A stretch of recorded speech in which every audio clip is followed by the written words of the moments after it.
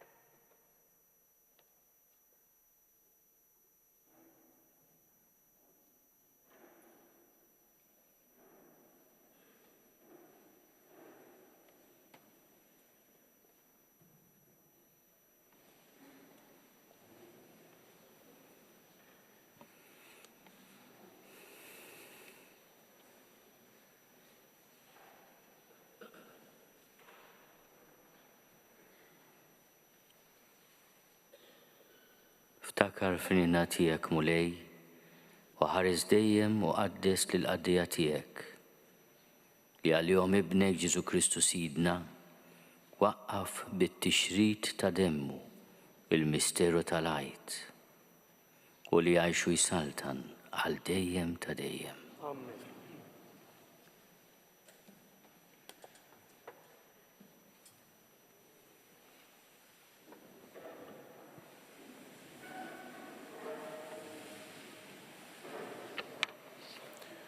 Qari mill-ktieb tal-profeta Iżajja. Araw, il-qaddej tiegħi jisib ir-risq, jintrefa, jola jkun il-fuq minn kull ħadd. Bħalma ħafna indexu minnu għax wiċċu tħassar donnu ma kienx bniedem u s-sura tiegħu ma kontx tqisha ta' bniedem, hekk qed jistaġbu ħafna ġnus minħabba fih. Qudiemu islaten jalqu ħalqhom, għaxat jaraw ġrajja li qatt ma semmiet u jifmu dak li qatt ma semgħu bih. Min kien jemmen dak li smajna u f'min intwera driħ il-mulej, bħal xitla kiber qudiemna u bħal eruq minn art nixfa. Ebda sura ma kellu u ebda ġmiel biex inħarsu lejh jew xi sura biex nitaxqu bih. Kien imżeblaħ u imwarrab mill-bnedmin, bniedem li bata u kien jaf x'inhu l-mart, bħal wieħed li n-nies jaħbu wiċċhom minnu. Bniedem imżeblaħ u aħna xejn ma qisnieh. Iżda hu rafa' fuqu l-mart tagħna, tabba bin-niket tagħna. Aħna ħsibnieh bħal wieħed ikkastigat, mitluq minn Alla u miġjub fix-xejn. Iżda hu kien miġruħ minħabba fi dnubietna, misħuq minħabba ħżunitna. Għas-saħħa tagħna waqa' l-kastig fuqu u bis-swat tiegħu sibna l-fejqan tagħna. Aħna l-kol bħal naċ mitlufa, kull wieħed minna qabad triq għal rasu u l-mulej xeħed fuqu l-ħażen tagħna l-koll. Ħaqruh u qatalihom bla biss ma fetaħ fommu, bħal ħaruf meħud tal-qatla u bħal naġa imbikma fit min iġizza. Ma fetaħx fommu.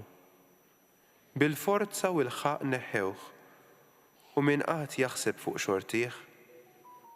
Iva, għaġtuh mill-art tal-ħajjin.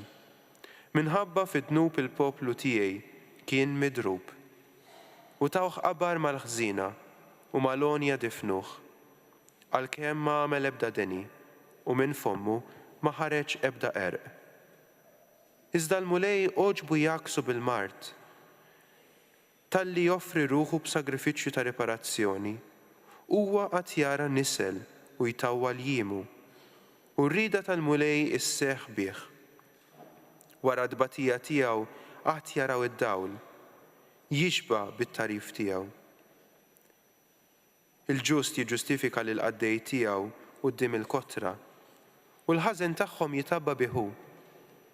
Għalhekk nagħtih il-kotra b'semu u jkollu sem fil-priża mal-qalbenin għaliex hu offra ruħu għall-mewt u kien magħdud mal-midinbin, hu li neħħa l-ħtijiet tal-kotra u ndaħal għall-midinbin.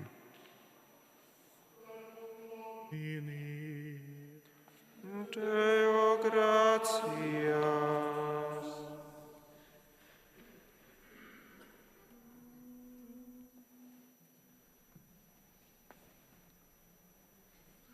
Messer heroi fideik.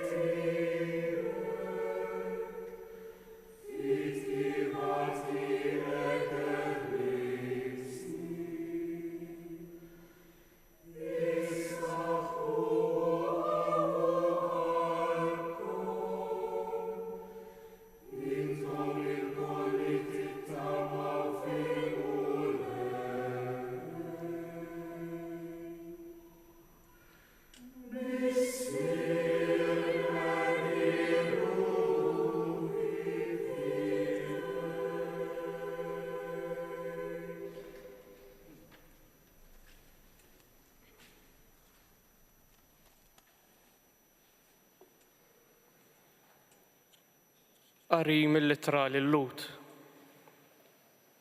Ħuti, meta aħna għandna qassis il-kbir li hu tassew kbir, qassis li daħal fis-smawiet, Ġesu bin Alla, ħanżommu sħiħa l-fidi tagħna u nistqarruha. Għax aħna m'għandniex qassis il-kbir li ma jistax jagħder id-djufija tagħna, imma għandna wieħed li kien imġarrab bħalna f'kollox minn barra dnub. Ħanersqu mela b'qalbna qawwija lejn it-tron tal-grazzja biex naqalgħu ħniena u nsibu fuq tal-grazzja li neħtieġu. Meta kien jgħix fuq din l-art, Kristu offra talb u suppliki bleħenoli u bidmuħ lil dak li seta' jsalvah mill-mewt. U kien mismuħ minħabba fil-qima tiegħu lejn Alla. Għad li kien iben tgħallem minn dak li bata xi tfisser l-ubidjenza. U billi laħaq il-perfezzjoni sar awtur tas-salvazzjoni ta' dejjem għal kull min jisma' minnu. Verbum Domini.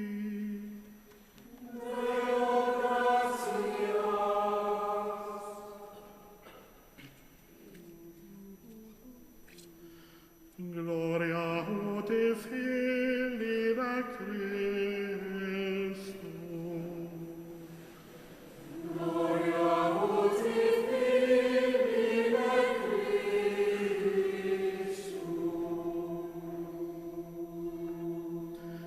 Minħabba fina Kristu abda sal-mewt, anzi sal-mewt tas-sali. Għalek Alla u l-iħsas mewt, u sejnu blisem li u fuq l-isem.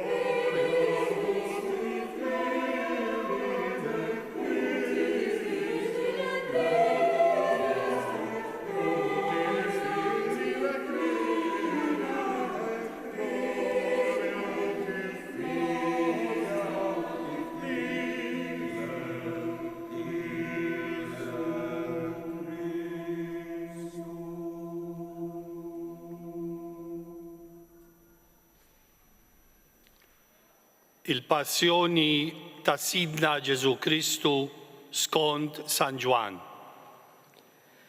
F'dak iż-żmien Ġesu ħareġ mad-dixxipli tiegħu u qasam għan-naħa l-oħra tal-wied ta' Kedron. Hemmhekk kien hemm ġnien u daħal fih mad-dixxipli tiegħu. Ġuda dak li tradih kien jafu l-post għax Ġesu kien sikwit jinġabar hemm mad-dixxipli tiegħu. Ġuda ħaġeban soldati u xi jases mingħand il-qassisin il-kbar u l-Fariżej u mar bihom hemmhekk bil-fanali, torċi u armi. Ġesu li kien jaf kull ma kien ġej fuqu mar fuqhom u qalilhom: Lil min qegħdin tfittxu? Umma weġbuh: Lil Ġesu ta' Nażaret U hu għalilhom. Jiena hu. Ġuda dak li tradieħ kien hemm magħhom huwa wkoll. Kif Ġesu għalilhom jiena hu, huma resqu lura u waqgħu mal-art. Lil min qegħdin tfittxu? Reġa' staqsihom u huma qalulu. Lil Ġesu ta' Nazzaret. Ġesu weġibhom. Qedtilkom li jiena hu. Jekk qegħdin tfittxu lili, ħallu lil dawn imorru. Dan sar biex iseħħ dak li Ġesu kien qal, minn dawk li tajtni anqas wieħed biss ma tlift. Xmun Pietru kellu sejf, siltu u darab lil qaddej tal-qassis il-kbir u qatalu barra widintu l-leminija. Dan il-qaddej kien jismu Malku, imma Ġesu qal lil Pietru: Erġa' daħħal is-sejf fil-għant tiegħu. Forsi il-kalċi li tani missieri ma nixorbux? Imbagħad is-soldati u l-kaptan tagħhom flimkien mal-ases tal-lut qabdu lil Ġesu u rabtuh. L-ewwel ħaduh ħantanna billi dan kien missier il-mara ta' Kajfa, il-qassis il-kbir f'dik is-sena. Kajfa kien dak li ta' parir lil-lut, ikun jaqbel li bniedem wieħed imut għall-poplu. Xmun Pietru u dixxiplu ieħor marru wara Ġesu. Dan id-dixxiplu kien meħtla tal-qassis il-kbir u għalhekk daħal fil-bitħa tal-qassis il-kbir flimkien ma' Ġesu. Imma Pietru baqa' barra ħdejn il-bieb. Imbagħad id-dixxiplu ieħor li kien meħtla tal-qassis il-kbir ħareġ ikellem lill-purtinara u daħħal lil Pietru ġewwa. Il-qaddejja li kienet mal-bieb qalet lil Pietru: Int m'intix ukoll wieħed mid-dixxipli ta' dan ir-raġel? U weġiba: Le, minix. Il-qaddejja u l-ases kienu kebsu n-nar mill-faħam għax kien il-bart u għadu hemm sħana. U Pietru wkoll kien qatt magħhom sħana. Il-qassis il-kbir staqsa lil Ġesu fuq id-dixxipli u t-tagħlim tiegħu.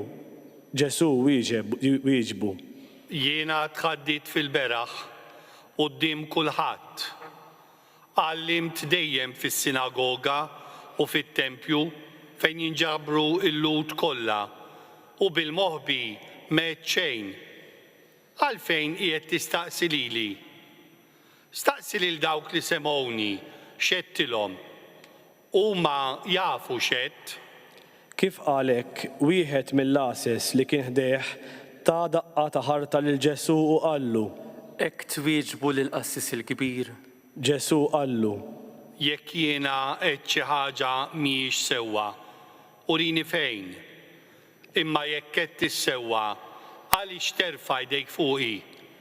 Imbagħad Anna bagħat lil Ġesu marbut għand Kajfa, il-qassis il-kbir.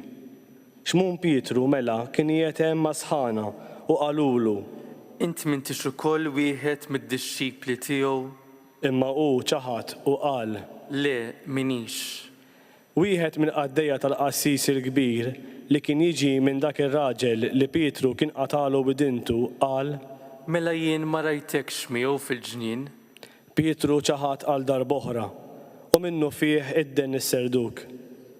Mbagħad ħadu lil Ġesu minn għand Kajfa għal pretorju. Kien filgħodu kmieni. Huma ma daħlux fil-pretorju għax ma ridux jitniġsu biex ikunu jistgħu jagħmlu l-ikla tal-għajt. Pilatu ħareġ barra ħdejhom u qalilhom: X'akkuża għandkom kontra dan ir-raġel? U huma weġbuh: Li kieku dan ma kienx raġel ħażin, aħna ma konniex nagħtuh fidejk. Pilatu qalilhom: Ħuduh intom u ġudikawh intom skont il-liġi tagħkom. Imma l-lut qalulu: Aħna ma għandna seta' noqtlu lil ħadd. Dan ġara biex iseħħ dak li Ġesu kien qal meta fisser kif kellu jmut. Pilatu reġa' daħal fil-pretorju, sejjaħ lil Ġesu u qallu: Inti s-sultan tal-lut? Ġesu wieġeb: Dan qiegħed tgħidu int minn moħħok? Jew kienu oħrajn li qalulek dan fuqi? Pilatu wieġeb: Mela jiena ludi, kien il-poplu tiegħek u l-qassisin il-kbar li tawk fidejja. X'għamilt? Ġesu wieġeb. Is-saltna tiegħi mhijiex ta' din id-dinja. Li kieku saltnati kienet ta' din id-dinja, l-asses tiegħi kienu jiġġieldu biex ma ninatax fidejn il-lut, imma ta' bilħaq. Saltnati mhijiex ta' hawn. Pilatu qallu. Mela int sultan, U Ġesu wieġeb. Int qed tgħidu jien sultan. Jien għalhekk twelidt u għalhekk ġejt fid-dinja biex nixhed għall-verità u kull min iħobb il-verità jisma' leħni. Pilatu qallu. u l-verità x'inhi? Kif qal dan, reġa' ħareġ quddiem il-lut u qalilhom. Jien ma nsib ebda ħtija fih. Issa intom għandkom id-drawwa li neħilsilkom wieħed fil-għajt. Tridunix neħilsilkom lis-sultan tal-lut. Hawn huma mill-ġdid bdew jgħidu u jgħidu. Mhux lil dan, imma lil Barabba. Dan Barabba kien brigant. Imbagħad Pilatu ordna li jieħdu lil Ġesu u jagħtuh is-swat. Is-soldati niżġu kuruna tax-xewk u qedu ilu fuq rasu u libsuh mantar aħmar skur. U bdew ġejjin qudiemu u jgħidulu. Islim għalik, ja sultan tal-lut. U bdew jagħtuh bil-ħarta. Għal darb'oħra Pilatu ħareġ barra jgħidilhom. Araw, se nġibulkom qudiemkom hawn barra biex tkunu tafu li jiena ma nsib ebda ħtija fih. U Ġesu ħareġ hemm barra, libes il-kuruna tax-xewk u l-mantar aħmar. U Pilatu qalilhom. Arawh, hawn hu l-bniedem. X'kien rawh il-qassisin il-kbar u l-ases bdew jgħidu u jgħidu. Salbu, salbu. Pilatu qalilhom. Ħuduh u salbuh intom. Jien ma nsib ebda ħtija fih. Il-lut weġbuh. Aħna għandna liġi u skont din il-liġi għandu jmut għax għamel lilu nnifsu bin Alla. Meta sema dan, Pilatu aktar beża. Reġa' daħal fil-pretorju u qal lil Ġesu. Int mnejn int? Imma Ġesu ma wieġbu xejn. Għalhekk Pilatu qallu. Lili ma tkellimx, ma tafx li jiena għandi s-seta neħilsek u għandi s-seta insalbek? Ġesu wieġbu. Ma kien ikollok ebda seta fuqi kieku ma ġietx mogħtija lilek minn fuq. Għalhekk min talili fidejk għandu ħtija akbar. Minn dak il-ħin il-qudiem, Pilatu beda jfittex kif jeħilsu. Imma l-lut issuktaw jgħidu u jgħidu. Jekk teħles lil dan, tiksira ma' Ċesari, għax kull min jagħmel lilu nnifsu sultan ikun qiegħed joħodha kontra Ċesari. Meta semagħhom jgħidu dan, Pilatu ġieb lil Ġesu barra u qiegħdu fuq seda għolja fil-post imsejjaħ Litostrosos bil-ludi Gabbata. Kien jum it-tħejjija tal-għajt għal-ħabta tas-sitt siegħa. Pilatu qal lil-lut. Arawh is-sultan tagħkom. Dawk infexxew jgħidu. Għal-mewt, għal-mewt, salbu. Pilatu qalilhom. Jien se nsallab lis-sultan tagħkom. Imma l-qassisin il-kbar weġbuh. Aħna m'għandniex sultan ħlif lil Ċesari. Fl-aħħar tajulhom f'idejhom biex isalbuh. U huma ħadu lil Ġesu. Ġesu refa' s-salib u ħareġ lejn il-post imsejjaħ il-qorrija bil-ludi Golgota. Hemm huma salbuh ma' tnejn oħra, wieħed kun naħa u Ġesu fin-nofs. Pilatu għamel kitba u waħħala fuq is-salib. Fija kien hemm miktub Ġesu ta' Nażaret is-Sultan tal-Lut. Din il-kitba qrawha ħafna lut għax il-post fejn salbu lil Ġesu kien qrib il-belt u l-kitba kienet bil-ludi, bil-Latin u bil-Grik. Għalhekk il-qassisin il-kbar tal-lut marru jgħidu lil Pilatu. Ma kienx imissek tikteb is-sultan tal-lut, imma dan qal jiena sultan tal-lut. Pilatu wieġeb. Issa li ktibt ktibt. Wara li salbu lil Ġesu, is-soldati ħadu l-ilbis tiegħu u qasmuh f'erba', semm lil kull wieħed minnhom. U ħadu wkoll it-tunika. Din kienet libsa blaħjata minsuġa biċċa waħda minn fuq s'isfel. Ftehmu bejniethom u qalu: Ma nqattawiex, iżda nitfgħu x-xorti għalija u lil min tmiss jieħodha. Dan ġara biex isseħħ l-Iskrittura li tgħid: ħwejġi qasmu bejniethom u għall-ilbis tiegħi tefgħu x-xorti. U dan ta' bil-ħaqq għamluh is-soldati. Kien hemm wieqfa ħdejn is-salib ta' Ġesu ommu, oħt ommu, Marija ta' Kleofa u Marija ta' Magdala. Mela kif Ġesu lemaħ lill-ommu u lid-dixxiplu li kienu ħobb wieqaf ħdejha, qal lill-ommu: Mara, hawn hu ibnek, Imbagħad qal lid-dixxiplu: hawn hi ommok. U minn dak il-ħin id-dixxiplu ħada għandu. Wara dan, Ġesu, billi issa kien jaf li kollox kien mitmum biex isseħħ l-Iskrittura qal: Għandi laċċ. Kien hemm biqja mimlija bil-ħall. Umma xarbu sponza bil-ħall waħluha ma' qasba tal-issopu u resqu ilu lejn ħalqu. U kif Ġesu ħall qal: Kollox huwa mitmum. Imbagħad mejjer rasu u rat ruħu.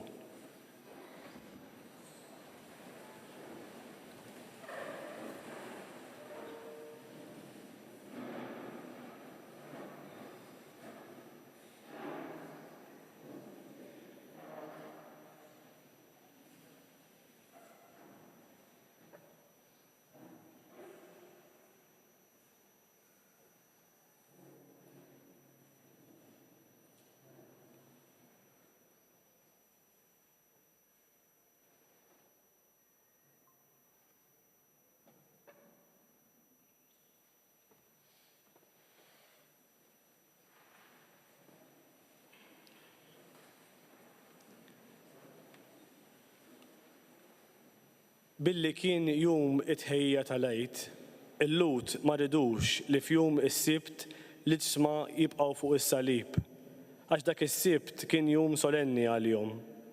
Talbu mela lil Pilatu biex jiksrulhom riġlejhom u jneħħu l-ġisma. Għalhekk ġew is-soldati u kisru r-riġlejn tal-ewwel u tat-tieni wieħed li kienu msalbin miegħu. Iżda meta waslu għal Ġesu, billi raw li kien ġa mejjed, ma kisrulux riġlejh. Madankollu wieħed mis-soldati nifidlu ġenbu blanza u minnu fih ħareġ demm u ilma. Dan qiegħed jiġdu minn raba għajnejh u x-xhieda tiegħu hija minna.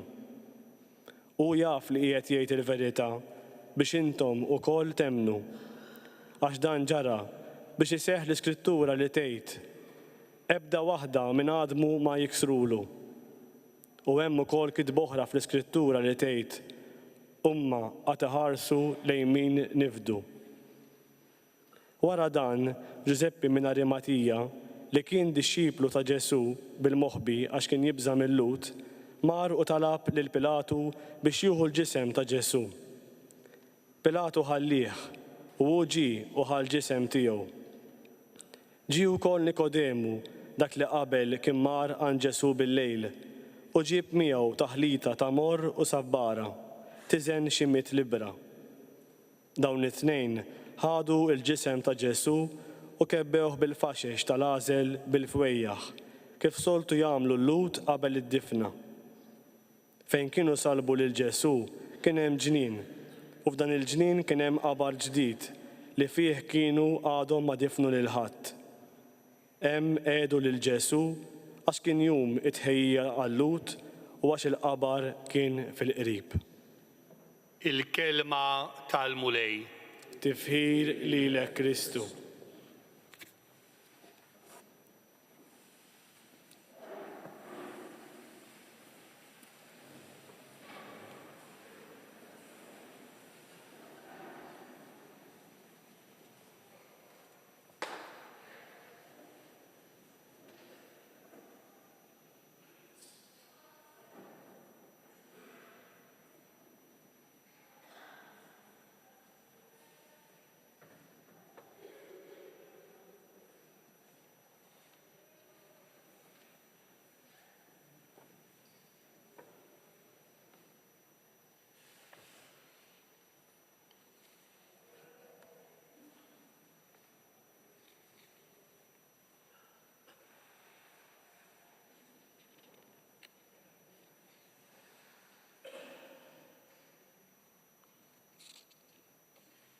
Għadna kemm smajna it-ħabbira solenni tal-passjoni tal-mulej skont San Ġwan bħalma nagħmlu fil-ġimgħa l-kbira ta' kull sena.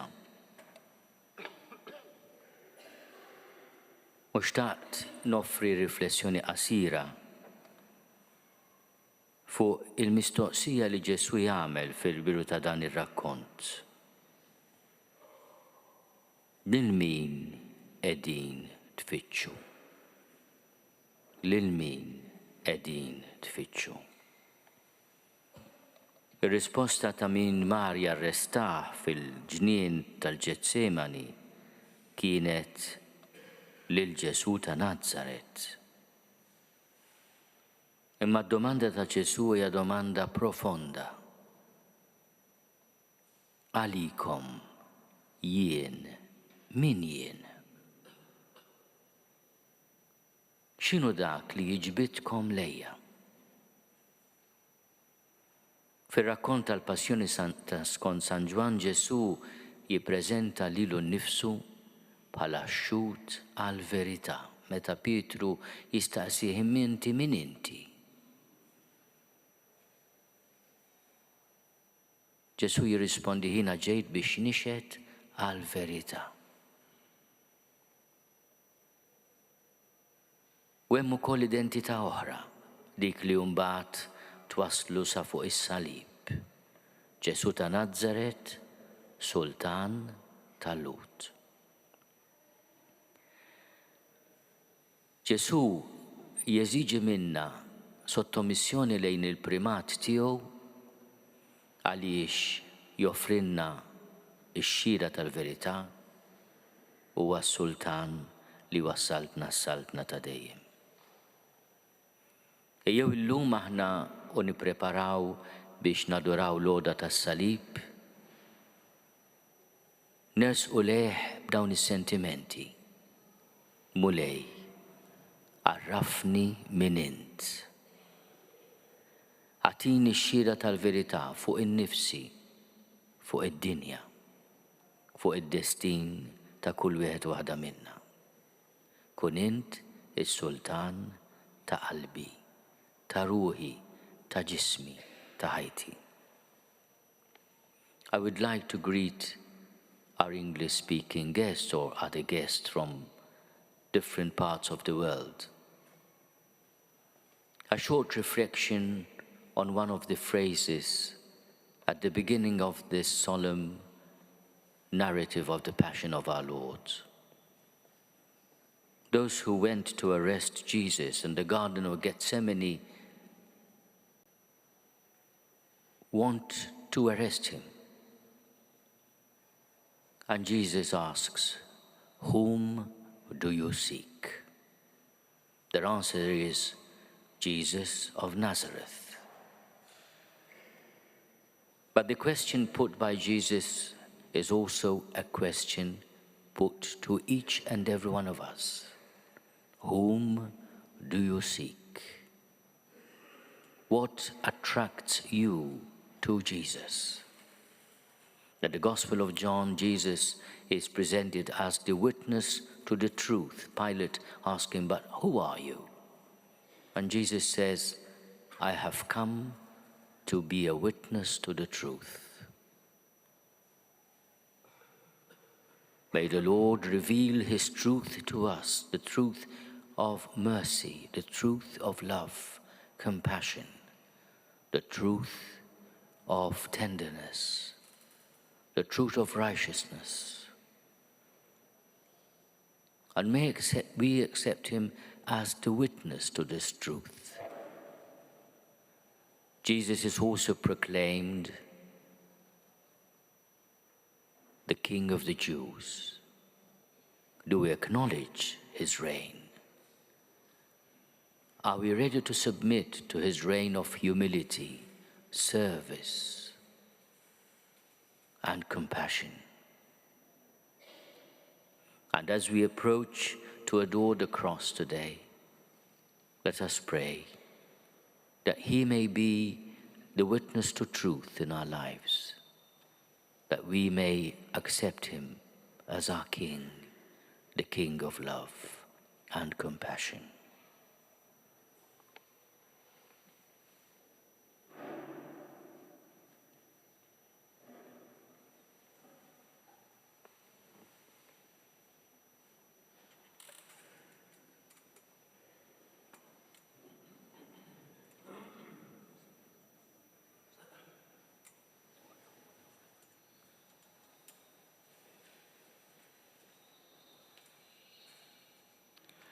Għall-Knisja nitolbu ħuti eżis għall-Knisja qaddisa ta' Alla biex il-mulej Alla tagħna jagħtiha is-sliem u jaqgħadha u jħarrisha fid-dinja kollha u lilna jagħtina ħajja ta' kwiet u paċi biex nagħtu glorja lil Alla il-Missier li jista' kollox.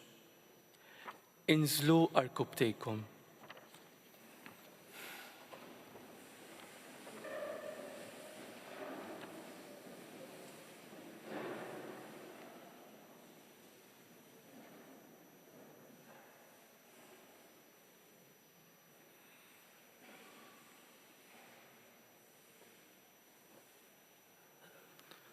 Qumu bil-wifqa.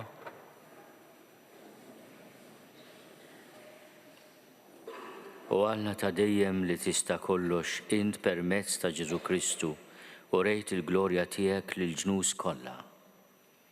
Ħares fina l-emil tal-ħnina tiegħek biex il-Knisja tiegħek imxerda mad-dinja kollha tibqa' sħiħa sal-aħħar fil-fidi u fl-istqarrija ta' ismek bi Kristu Sidna. Amen. Għall-Papa nitolbu wkoll għall-Papa Franġisku biex il-mulej Alla tagħna li għażlu bħala isqof iħarsu u jżommu qawwi u sħiħ għall-Knisja mqazza tiegħu ħalli jmexxi l-poplu qaddis ta' Alla. Inżlu arkubtejkom.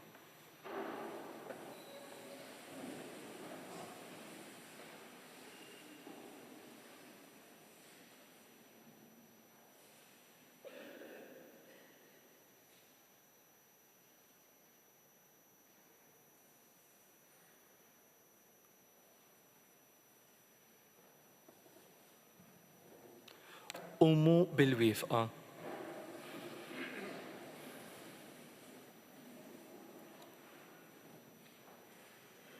U Alla ta' dejjem li tista' kollox, li l-ħaq tiegħek u s-sies tal-ħolqien kollu.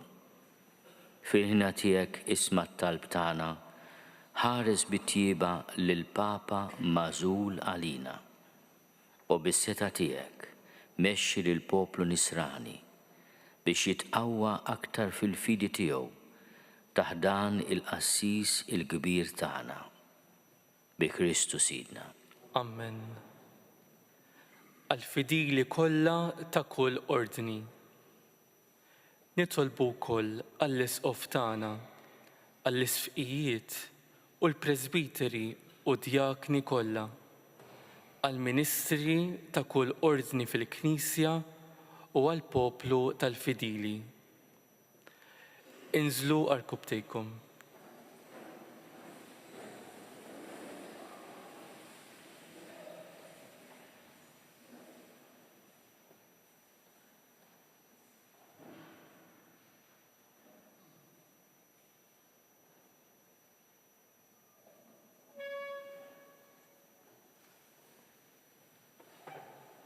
Qumu bil-wifqa.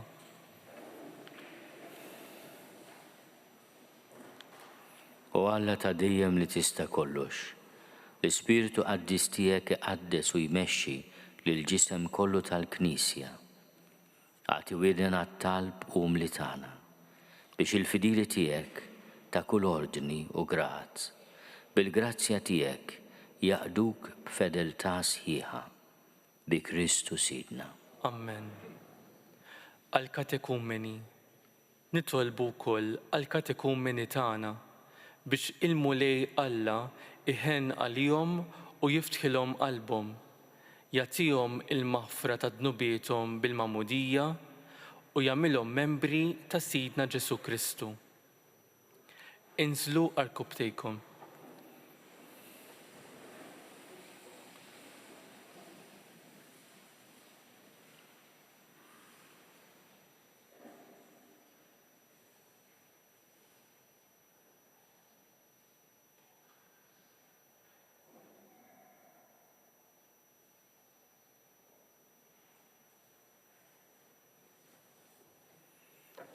Qumu bil-wifqa.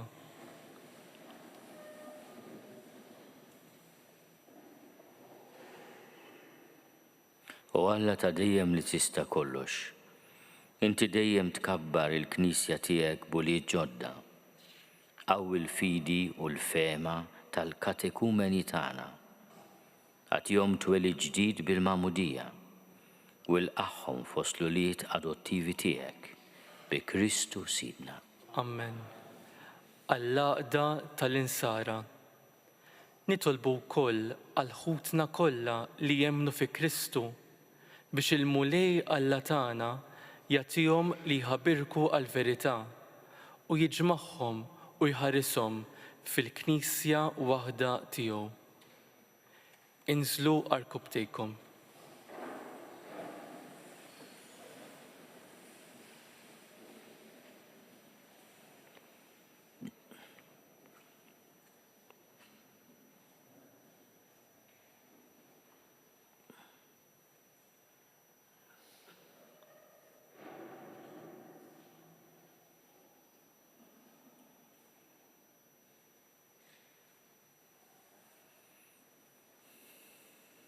Qumu bil-wifqa.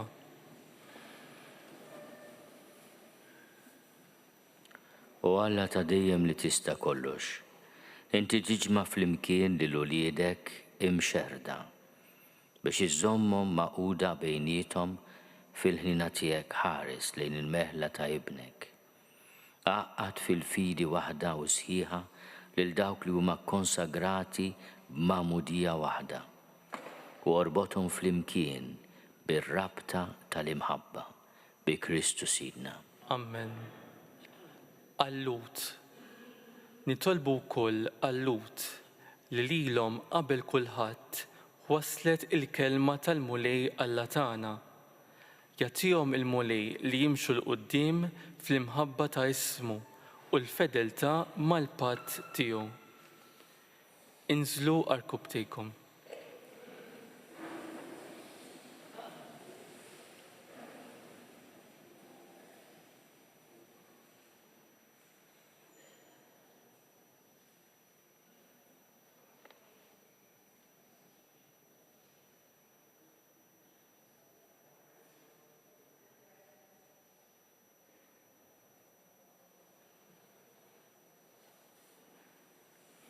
Qumu bil-wifqa. U Alla ta' dejjem li tista' kollox li tajt il-wedit tiegħek lill-Abraham u l-nislu.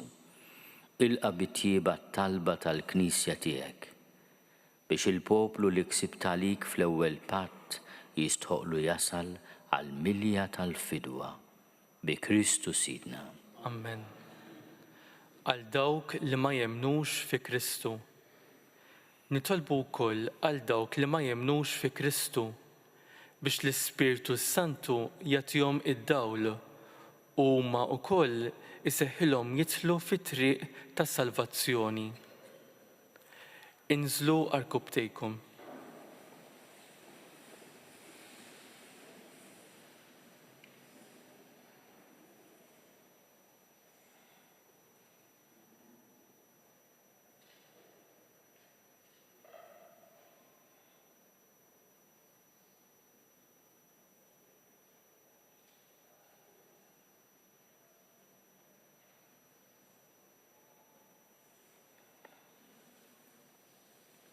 Qumu bil-wifqa.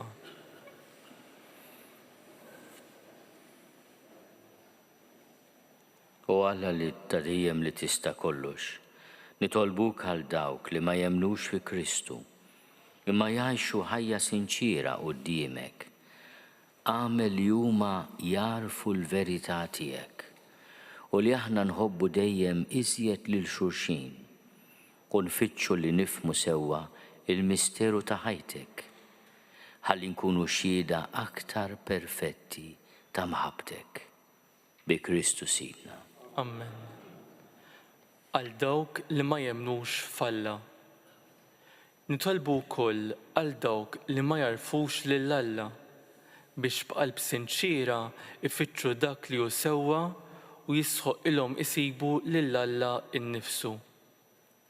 Inżlu arkubtejkom.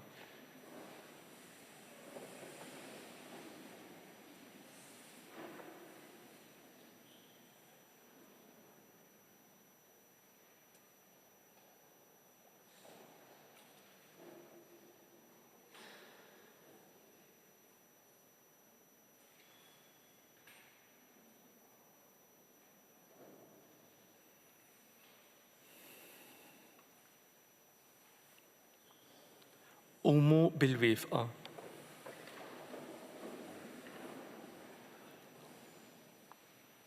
U Alla ta' dejjem li tista' kollox, inti ħlaqt il-bnedmin kollha biex dejjem jixtiequk u jfittxuk sa ma jsibuk u jistrieħu fik.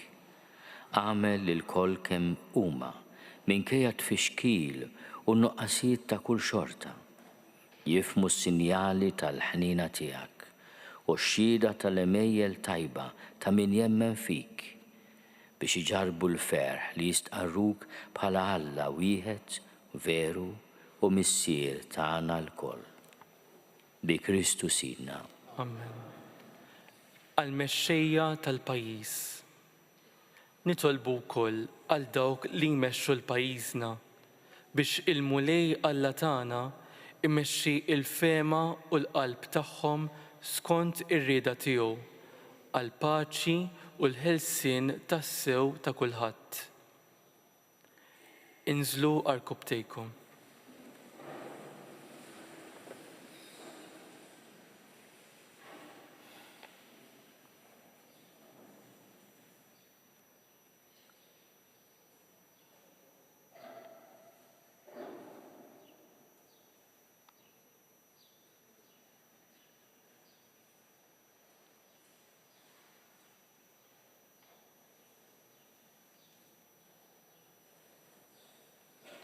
Qumu bil-wifqa.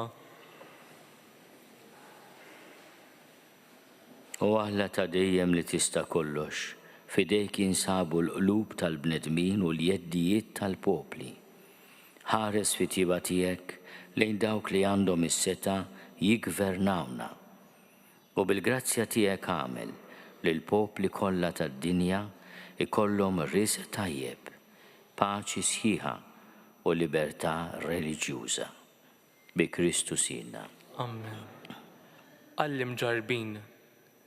Nitolbu ħuti eżis lil Alla l-missier li jista' kollox biex isaffi d-dinja minn kull talim qarrieq, ibiet il-mart, jeqret il-ġuħ, jiftaħ il-ħabsijiet, iħoll l-irbit tal-jasar, jagħti vjaġġ tajjeb lil min imsiefer, irreġġa' lura lil min hu imbiet minn daru, lil morda irroddilhom saħħithom u jagħti s-salvazzjoni lil moribondi. Inżlu arkubtejkom.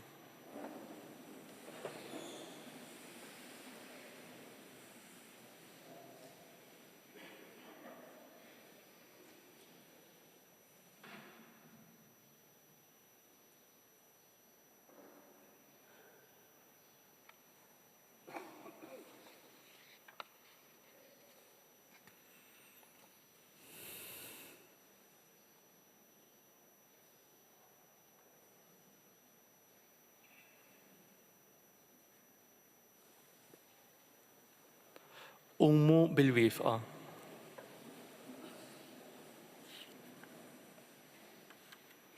U Alla ta' dejjem li tista' kollox, faraġġ tal-imliktin, qawwa tal-imħabtin, ħajasal għandek it-talb ta' kull min isejjaħlek fit-tiġrib u għamel li l-bnedmin kollha jifirħu li fil-ħtiġijiet tagħhom qatt ma tonqoshom il-ħniena tiegħek. Bi Kristu Sidna. Amen.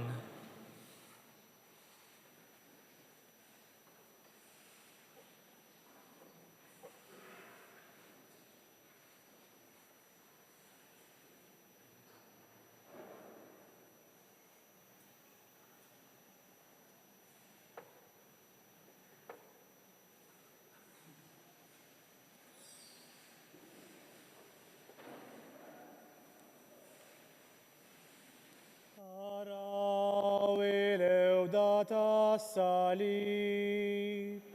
li fuq ġim sallab is-Salvatur tad-dinja.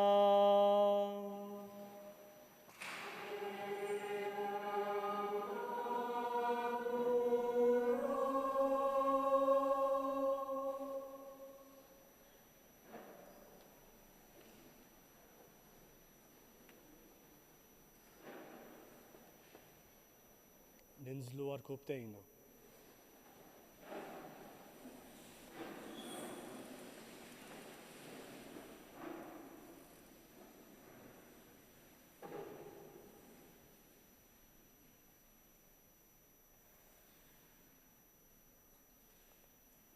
Inqumu bil-wieqfa.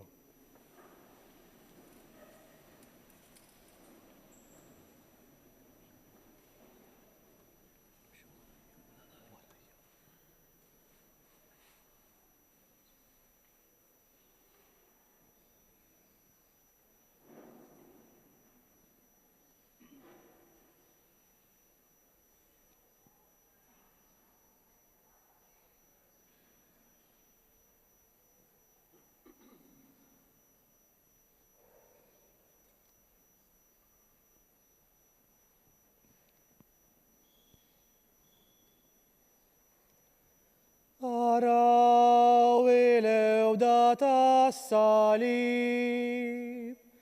li fuq ġim sallab is-Salvatur tad-dinja.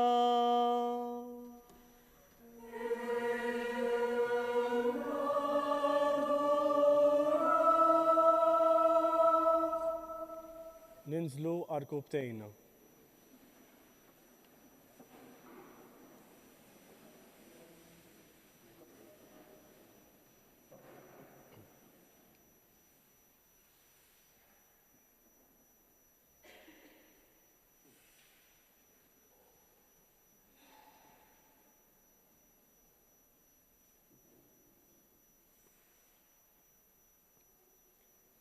Inqumu bil-wieqfa.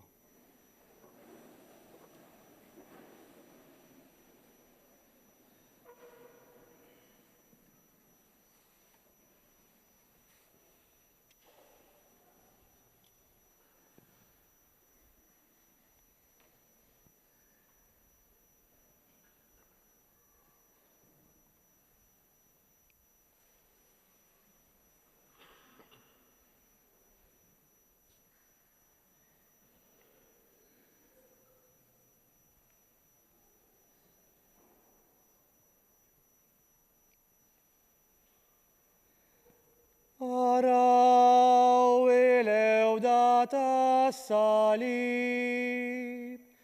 li fuq ġim sallab is-Salvatur tad-dinja.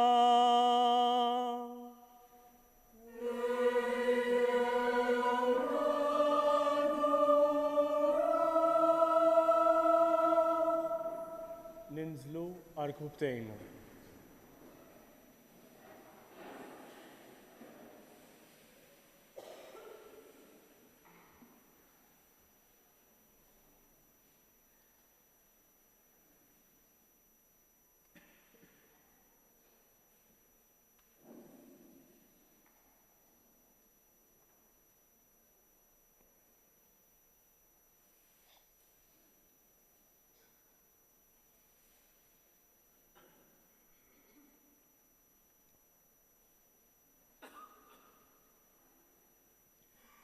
Inqumu bil-wieqfa.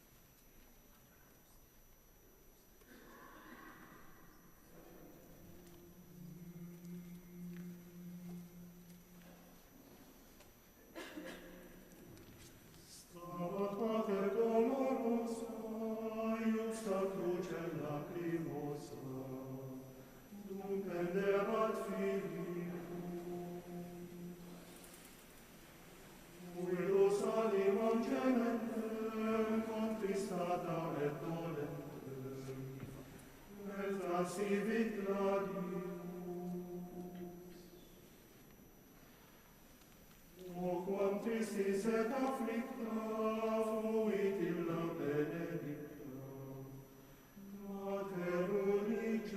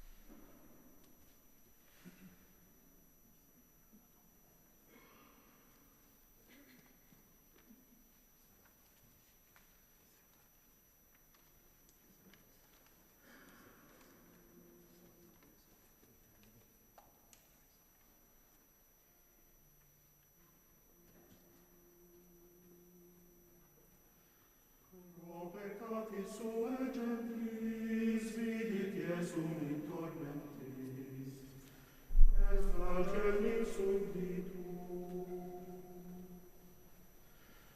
Vidit suum dulcem natum, moriendo desolatum, nume misit spiritum. Ea mater fons amoris, me sentire in doloris, facut tecum lugea.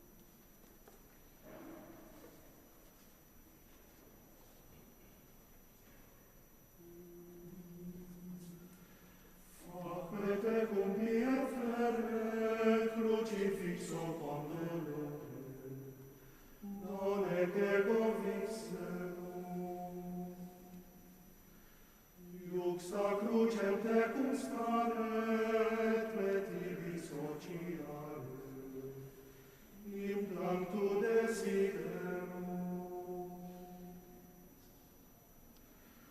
Virgo Virginum preclaram, niciam non sis amara, ac me tecum plangere.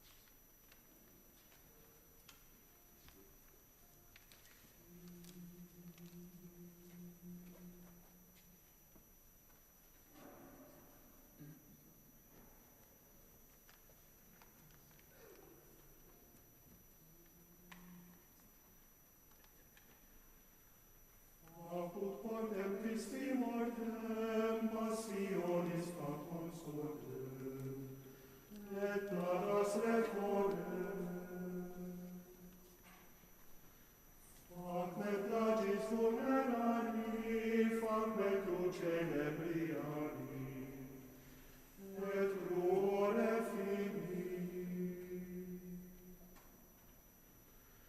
Flammis meur succensus, per te vidos indefensus, in die judici.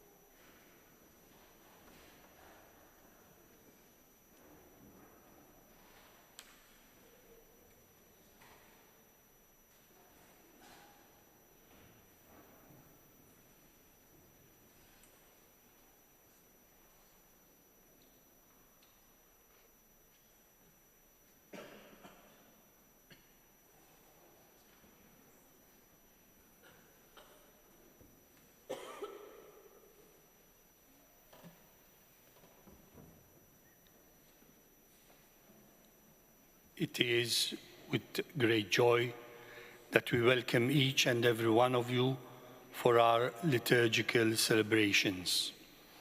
We would like to remind you that communion with the body of Christ is reserved for Roman Catholics only.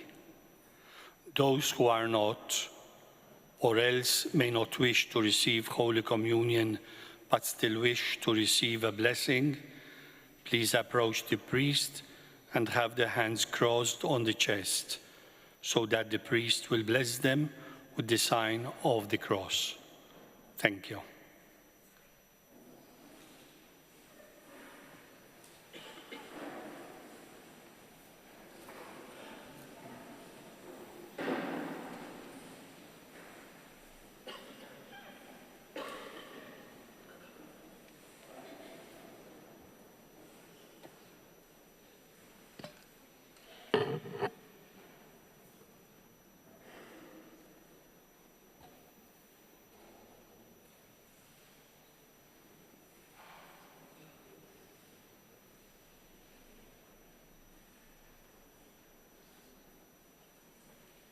Ejju nitolbu kif għallimna u ridna nagħmlu li ben ta' Alla għas-salvazzjoni tagħna.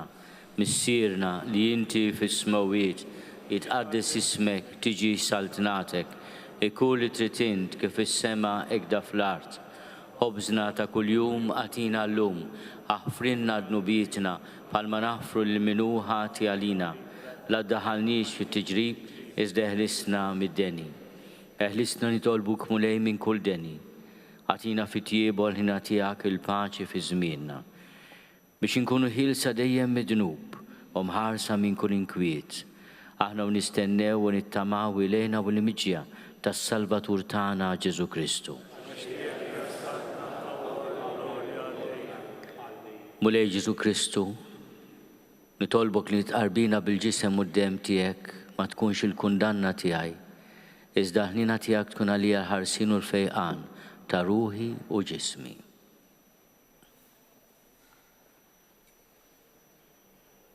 Danu l-ħaruf talla, danu li neħid nubiet tad-dinja, ħennin dawk li huma mistiedna għall-ikla tal-ħaruf. Mulej ma jistoqlix li tidħol taħt is-saqaf tiegħi, iżda biss kelma waħda u ruħi tkun infejja. Il-ġisem ta' Kristu jħarisni għal ħajja ta' dejjem.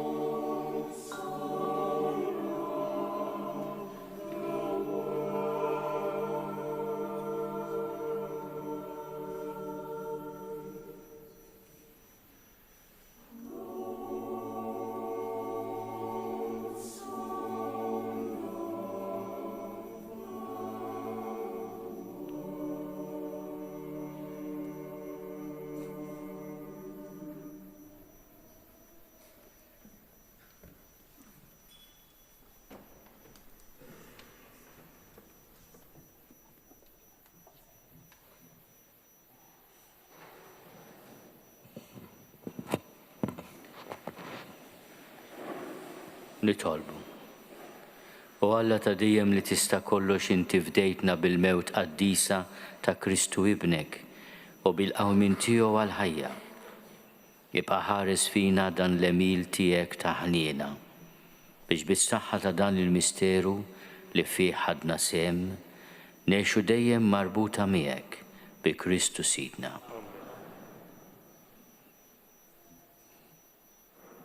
Nissuġġerilkom li f'dawn is-sigħat li ġejjin u għada wkoll inżommu spiritu ta' ġabra, ta' talb, fl-istennija tal-velja tas-sara tal-għajt. Nitolbu wkoll għal 14 il-adult li għada hawnhekk fit-8 ta' filgħaxija se jsiru insara. I would like to suggest that we continue in this prayerful mood in the coming hours and tomorrow as we await the great vigil of the resurrection of our Lord. And we pray for 14 adults that tomorrow at 8 p.m. in this co-cathedral will become Christians with the sacraments of baptism, confirmation and the Eucharist. Dan il-poplu tiegħek mulej fakkar bil-ġieħ kollu il-mewt ta' ibnek. Ta' masjiħa fil-qawmin tiegħu għal-ħajja. Ixħed fuq kortra ta' barka wagħtih il-maħfra u l-faraġġ. Qawwih fil-fidi mqazza u wettqu fil-fidwa ta' dejjem. Amen.